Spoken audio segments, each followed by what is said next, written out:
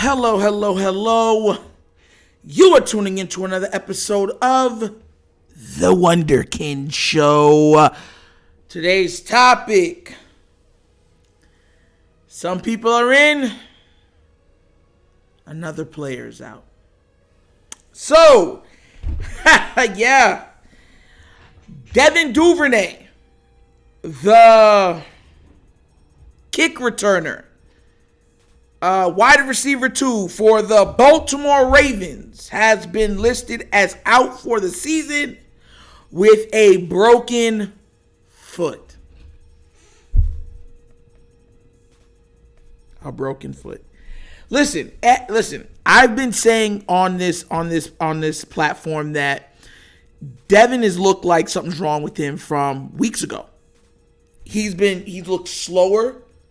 He's looking like he can't cut, or he can't place weight all the way on one foot. You can see it on his kick returns. He was missing like 2 gears easily on the kick returns. Like he was jogging, but he couldn't like press. You know what I mean? So I already knew something was going on. I've said it multiple times, and now it's been confirmed that he did it all the way. Maybe it was fractured, but now it's broken. Or maybe it wasn't fully fractured, but really sprained, but now he broke it. Fully broken bone in the foot. He is now out for the season. So another one of the weapons that were already non-existent for Lamar Jackson is now out for the season. Bateman out for the season. Duvernay out for the season. Hollywood Brown traded. Hey! Yo! Listen, you can't make this stuff up. You can't make this stuff up. But this should make some people that are in the Purple Patrol very happy. Because as soon as the Green Bay Packers released Sammy Watkins, the Ravens came and claimed him on waivers. So we lose Devin Duvernay, but we gain Sammy Watkins.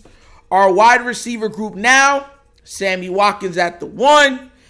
DeMarcus at number 2. Deshaun Jackson at number 3.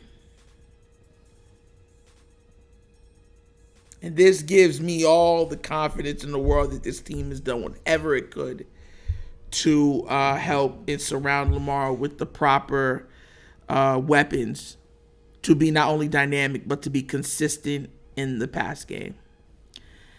Yeah, they got to do whatever they can do to get Odell at this point.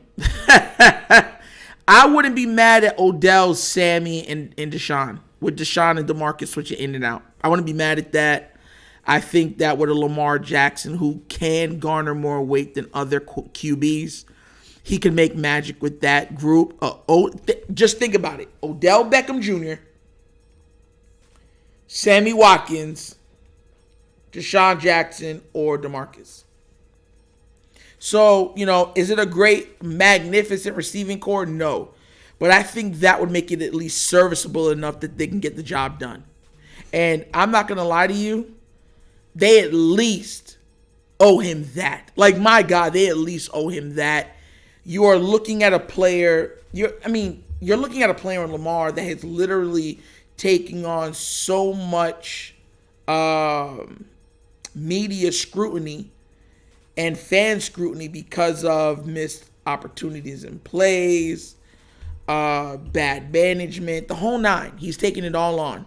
He at least deserves to have I don't know, because Odell's not what he used to be. But he would be the best receiver we would have had easily. Like, easily. Maybe Bateman at his best, you might say. But Bateman fades, right? We've already seen Bateman fade in and out of games. So, at this point, we already know what it is. It's sad, man. Like, anything that can happen will happen, and anything that used to happen seems to keep happening to the Ravens. Injury. You cannot put your eggs in one basket on this team because the injury bug has depleted us the last 3 years. This is why I said it was very foolish of EDC to construct a team like this. Very foolish. It's funny. For all the tight ends we have, we still haven't seen Kolar. We barely see what's his name, who's going to be gone next year. Likely barely plays. Hey, think about it. So I'm just at a point now where I just want them to just go out and do what they have to do to get Odell. Yeah, definitely. Get Odell. Let Odell mix with Sammy and whoever's going to be your third, and then see if Lamar Jackson can make that magic work. Because it's the word putrid does not do the passing game the disservice that it needs to be equated to. It doesn't. It does not do it any justice, because we've seen this not only be the worst passing game in the league, but actually be incompetent enough that even when something's worked, to go away from it at such a level that they would only have been able to score once in 3 games. That, to me, is egregious within itself. Listen, when it came across my screen, I just went like this. Wow. Because what do you do as Lamar, right? Listen, I heard Rich Eisen. That's what I'm going to bring up today. Rich Eisen brought it up, and he was just like, this team has one way to win. Just one. And that's if Lamar Jackson comes and puts on the superhero cape. If he becomes Superman, they have a chance. That's it. That's all you got. And the crazy thing is, he's right.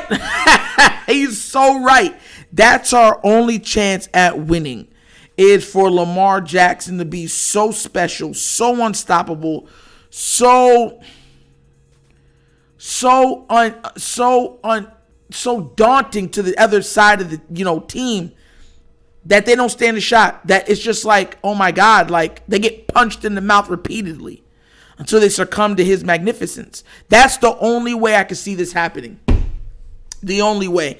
And it's so sad, because if it doesn't happen, then they'll say, well, Lamar could have did more. He should have did more. But then you're asking yourself, like, my God, you want him to be a human demigod. Like, that's what they're asking Lamar at this point. They want him to be a human demigod. They want his first name to be Hercules and his last name to be Achilles. It's ridiculous. Matter of fact, they want him to be Kratos. They sure got chains on his arms. Because they be holding this man back. Like, yo, straight up. Oh, that's a bar. But you know what I'm saying? Like, I'm just watching this and I'm like, man, Sammy Watkins is about to be our best wide receiver. Yo, man, it's an evil world we live in, man. It's an evil world we live in, and they're not stopping. But what I'm gonna do is, I'm gonna play a snippet from the Rich Eisen show about what he was saying about Lamar, and you guys tell me if you agree or not, because he's saying what I've been saying. And, this is what we've been going on. So I'm going to play it and tell me what y'all think. What the run play is and where it's going to go. He told me that hasn't scored a touchdown since week 6. The last they're in on, or still are, on Odell. I'd not heard that. It was one of those needle rips off the record moment in the meeting. Like, really? I hadn't heard that. Yeah, they were in all, right. Remember I brought that up when we were first throwing around where he should go? I was like, I'd love to see Lamar get someone. Well, Odell... John Harbaugh said he personally spoke to Odell. Really? Personally. Hopefully that's not a lie. I mean, they need help. And the help that they're going to get is coming back this weekend, because I believe he's going to be back. They didn't want him out there with a brace and the road and the cold and the potential snow. But it's Lamar. And they're the most valuable player of 2019 is coming back, and it's going to have to be him. J.K. Dobbins looked terrific. He said he hasn't gotten that full speed, that burst yet. And as a matter of fact, he got through the line at one point, had nothing but open field in front of him, and he was caught from behind. Yeah. Gus Edwards and him have got that run game down pat. Lamar's got to come back and be the MVP. Because if that MVP comes back and creates so much pressure, Pressure on bust that front pipes. seven, then maybe somebody does get open down the field and he can find Mark Andrews on a chunk play, Maybe. let alone a receiver in the end zone. You already said he said maybe. But this is it. You know, he's the MVP of this team. He has a former MVP of this league. He wants to be paid in a certain manner. Well, Superman's got to put his cape on for this team because they have a chance to clinch a playoff spot this week and the division by the end of the regular season. And then who knows what in this league that just had a you never know, I don't believe what I just saw week. And he's that type of player. Listen, here's the thing. Everybody correlates it to he wants to get paid. That's the only thing I disagree with him on. It's like, oh, he wants to get paid, so you just got to do this. It's like he's already done enough. He's proven without a shadow of a doubt that he could carry a team to countless wins into the playoffs, even if the talent around him is subpar. He's shown it. He's shown it for 4 years. I want to remind everybody that forgets, because everybody seems to forget. Last year we were going through injuries, horrible, absolutely horrible O-line play, right? And guess what? He had us at the top of the entire AFC.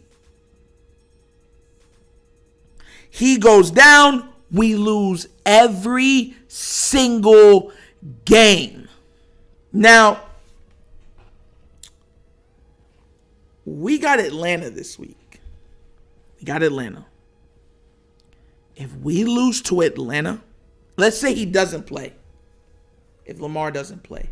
If we lose to Atlanta, especially in inclement weather, because they're already saying it's supposed to be roughly around 20 degrees with wind chill. So wind chill, 20 degrees, that's supposed to be about 10 degrees it's going to feel outside, right? That means run the ball. That's what it's going to be, running the ball in defense. If you lose to the Atlanta Falcons,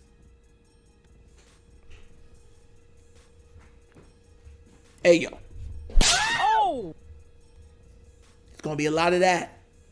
Because there would be no excuses, right? The only excuse you'll be able to make is, we don't have Lamar.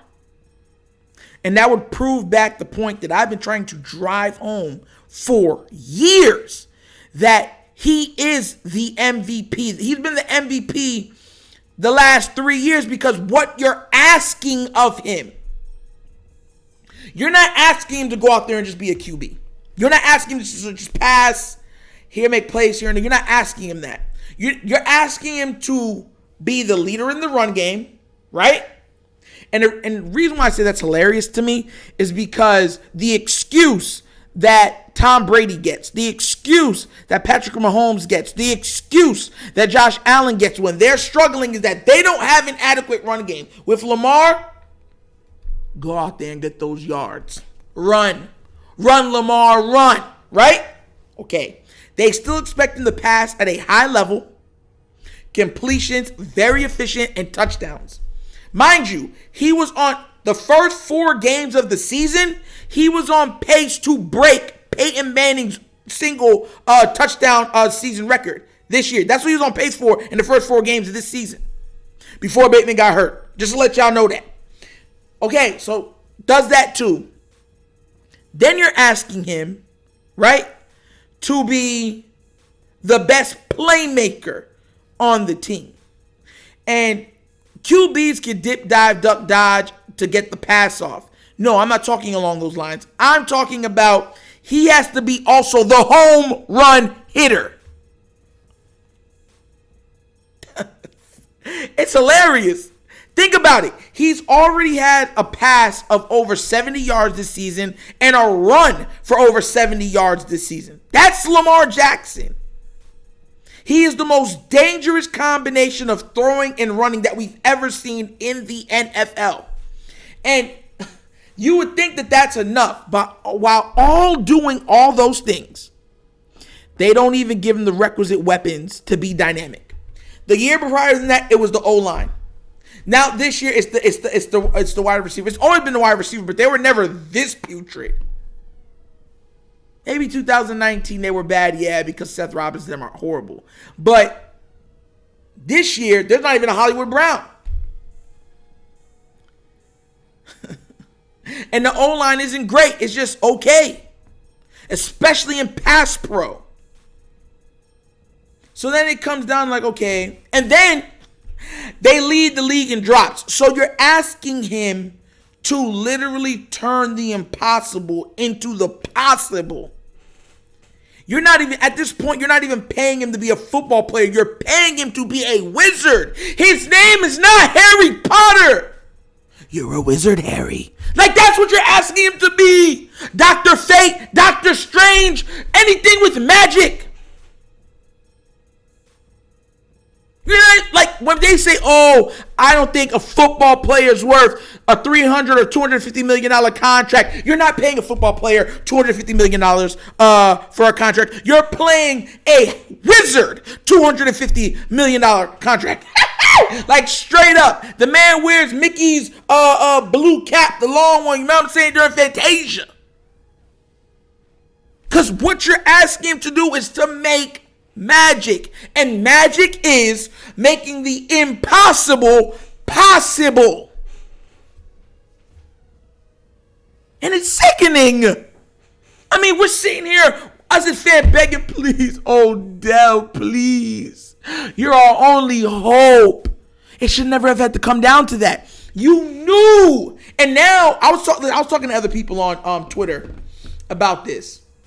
And they were saying that they felt like the team punted on this season. So what you're telling me is that the team knew that they were going to have roster problems. They knew there was going to be injuries. And they said, listen, that's why we got rid of things. We're talking about long-term, down the road. So you're telling me that you guys actively, willingly wasted 5, not 1, not 2, not 3, 5 years of a starting top 3 QBs years in the league willingly? Jesus Christ. Hey, yo. Hey.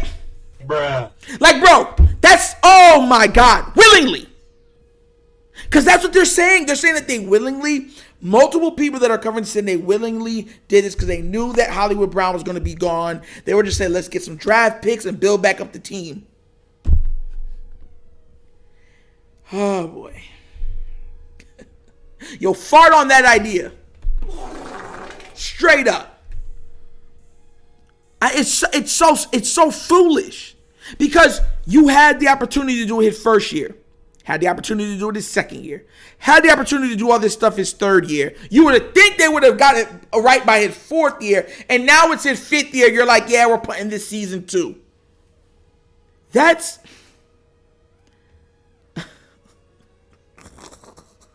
You know how entitled you have to be to think that? Like, oh, no worry, we got another year.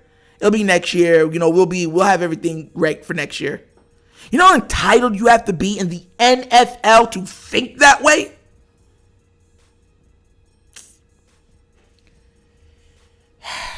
Listen, for all of the people that actively pray on Sundays, y'all need to put this team and bring this team up in prayer. Because it's going to take Jesus, Wizards, and every other thing to get this team where it needs to go. Because Harbaugh and EDC and Greg Roman are determined to make this as hard as possible. And Lamar is looking like he's as tired as possible of doing this. Because it's been nothing but an absolute carousel. A carousel of disaster. Yeah. Yo. But that was another episode of the Wunderkind Show. You guys can be anywhere else in the world, but you're here with me, and you know I appreciate that. I really do. You guys have been nothing but amazing. Please do remember, like the video if you haven't already. It helps with the algorithms. It helps with the content being broadcast to a broader audience. It just helps overall. And if you like this content, please do remember, like, subscribe. It's a quick button. Hit the notification bell so you're always notified when I got another show out. You understand where I'm coming from? So another show out so we can show out. You feel me? Bars. But yeah, listen, that was another episode of the Wunderkind Show. This is Nitro signing off. And as always, you guys know my slogan. Peace. And I'm out. Yeah.